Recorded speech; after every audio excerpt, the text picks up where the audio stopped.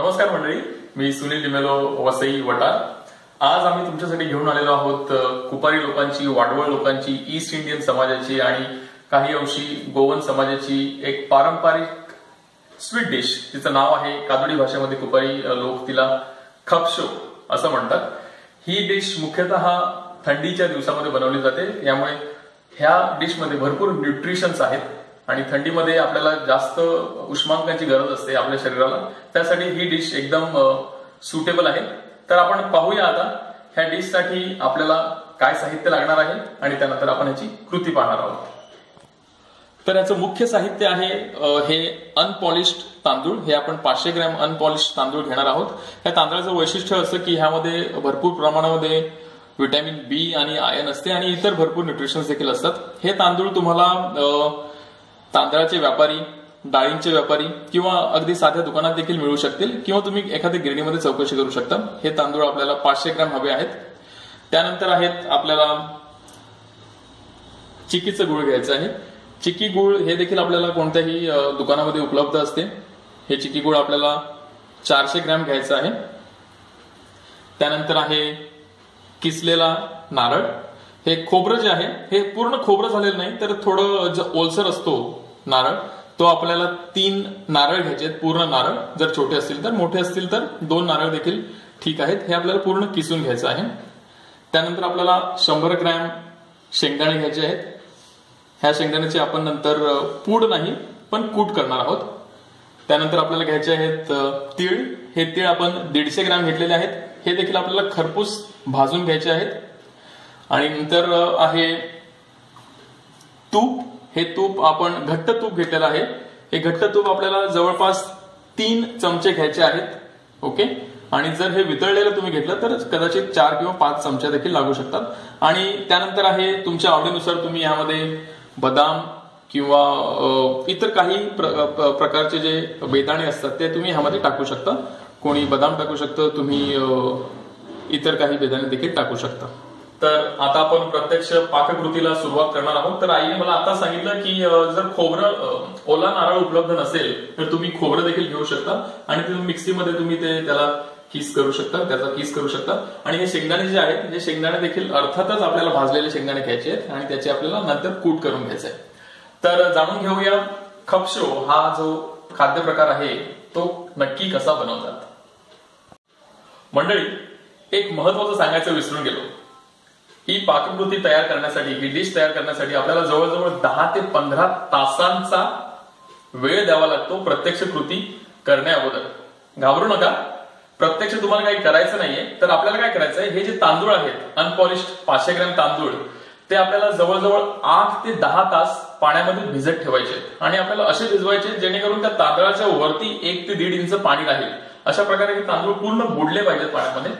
8 ते 10 तास हे तांदूळ आपण भिजवून ठेवल्यानंतर ते काढावेत, ते एका कपड्यामध्ये बांधावेत आणि ते टाईट बांधून त्यामधलं पाणी पूर्णपणे बाहेर निघून जाईल। अशा प्रकारे आपल्याला ते कुठे लटकवून ठेवायचे आहेत जेणेकरून पाणी पूर्ण निघून जाईल, ज्यामध्ये 1-1.5 तास सहज निघून जातो।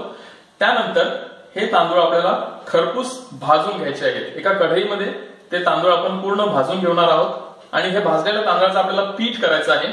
तर हे पीठ आपला वेळ वाचावा म्हणून आम्ही ऑलरेडी हे केलेलं आहे। हेच ते पीठ आहे आणि ह्या पिठापासून आपण खपशो ही स्वीट डिश करणार आहोत।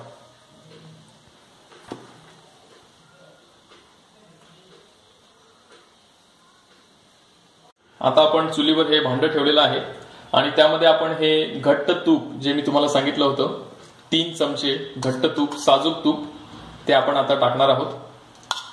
हे तूप पूर्णपणे वितळल्यानंतर आपण त्यामध्ये चिक्कीचं गुळ टाकणार आहोत। 400 ग्रॅम चिक्की गुळ मी तुम्हाला सांगितलं होतं पूर्वी।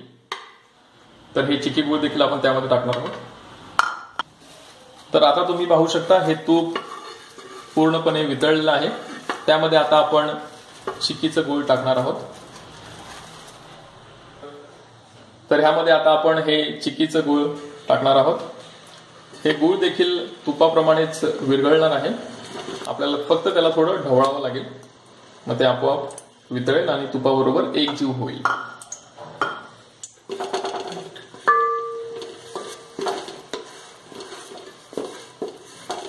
हे गूळ आपल्याला असं ढवळत राहायचं आहे, जेणेकरून ते पातेल्याला चिकटणार नाही.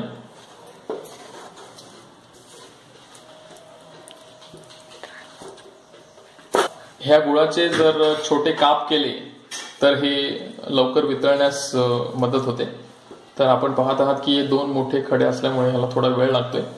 काही हरकत नाही, आपण हे ढवळत राहायचं आहे, जेणेकरून पातेल्याला चिकटणार नाही. आणि आपल्याला हे तूप देखील मदत करत आहे पातेल्याला न चिकटण्यासाठी.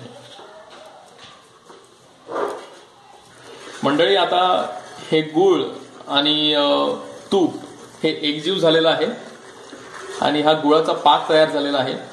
हा गुळाचा पाक पाहून मला अमिताभ आणि नूतन यांचा प्रसिद्ध सिनेमा सौदागर ह्याची आठवण झाली, ज्यामध्ये अमिताभला नूतन गुळाच्या पाकाच्या ज्या गुळ जे बनवून देत असते त्या प्रकारे हा रंग दिसत आहे.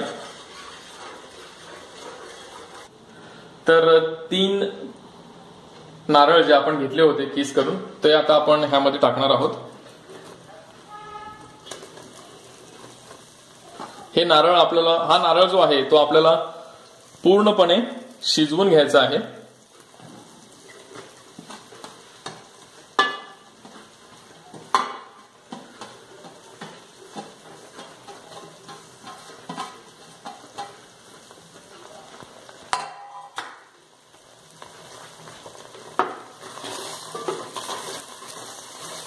तर हा नारळ आपल्याला परत जेव्हा जसं आपण गूळ एकजीव करण्यासाठी, वितळण्यासाठी आपण गोल गोल फिरवलं होतं, तसं आपल्याला हा नारळ ह्या गुळाबरोबर एकजीव करण्यासाठी आपल्याला असं गोल गोल असं ढवळत राहायचं आहे.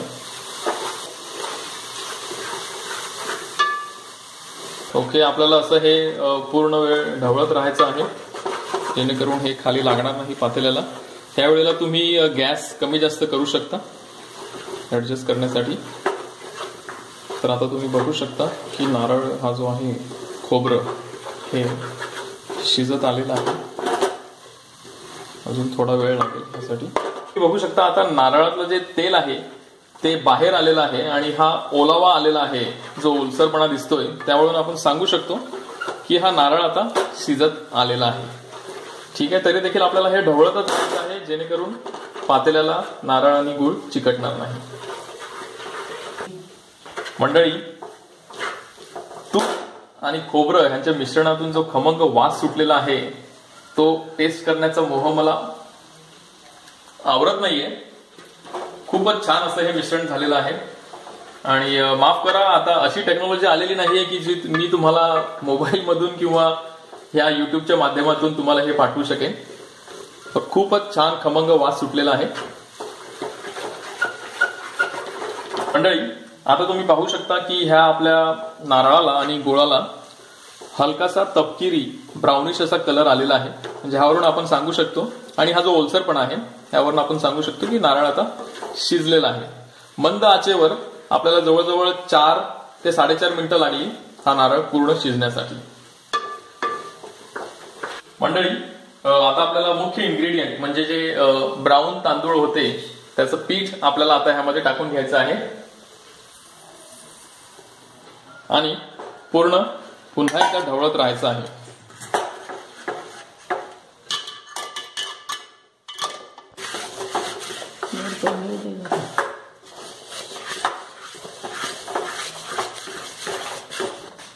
तीळ देखील टाकून घेणार आहोत आणि ढवळत राहायचं आपल्याला.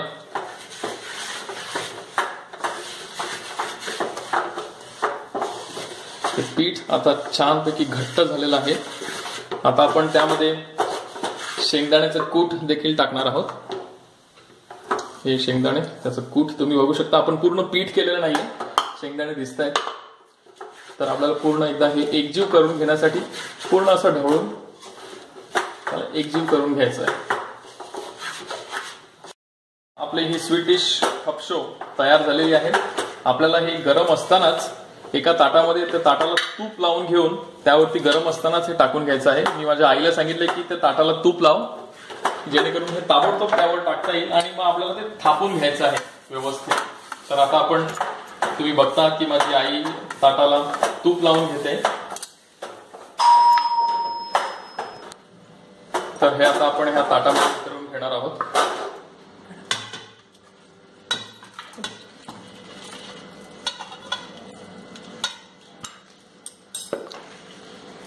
ह्या ताटाला आपण अगोदरच साजूक तूप लावलेलं आहे, जेणेकरून ह्या ताटाला देखील हा खपशी हा प्रकार चिकटणार नाही.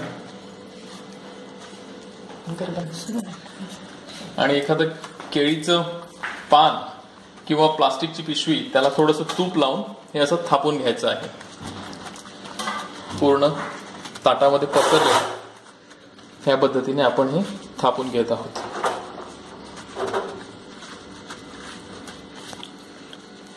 हे पूर्णपणे साईडने देखील हे दाबून घ्यायचं आहे. आणि हे गरम असतानाच ह्याचे आपण काप करणार आहोत.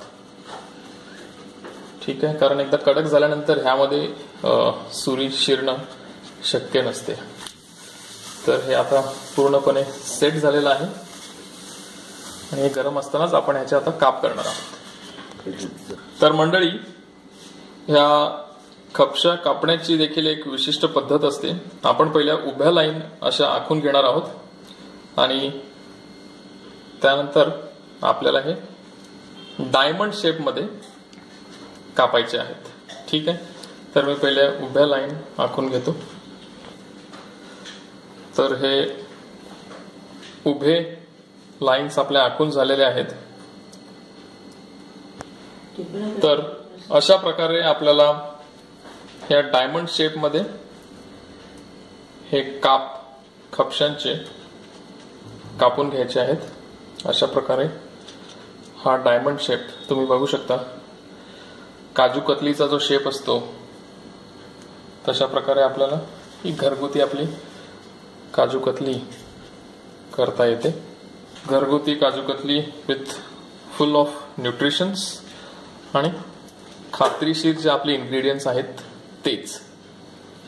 अशा प्रकारे Kupari, Wadval, east Indian, Goan लोकांची ही सुप्रसिद्ध स्वीट डिश खपशो तयार झालेली आहे आणि ती छान प्रकारे आपण केळीच्या पानावर सजवलेली आहे.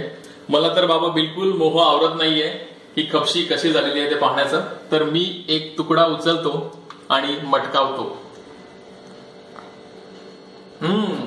खूपच छान स्वादिष्ट अशी ही डिश झालेली आहे. तुम्ही देखील ही डिश ट्राय करा, आम्हाला कळवा हा तुमचा अनुभव ह्या डिशचा. आणि इतर कोणत्या डिश आम्ही तयार करायला पाहिजे असं तुम्हाला वाटते तर जरूर आम्हाला कमेंट मध्ये सांगा. आणि हो, जर हा व्हिडिओ तुम्हाला आवडला असेल तर नक्कीच लाईक, शेअर, सबस्क्राईब करा आणि बेल आयकॉनवरती क्लिक करायला विसरू नका, कारण तुम्हाला त्याद्वारेच नवीन व्हिडिओचं नोटिफिकेशन मिळणार आहे. धन्यवाद.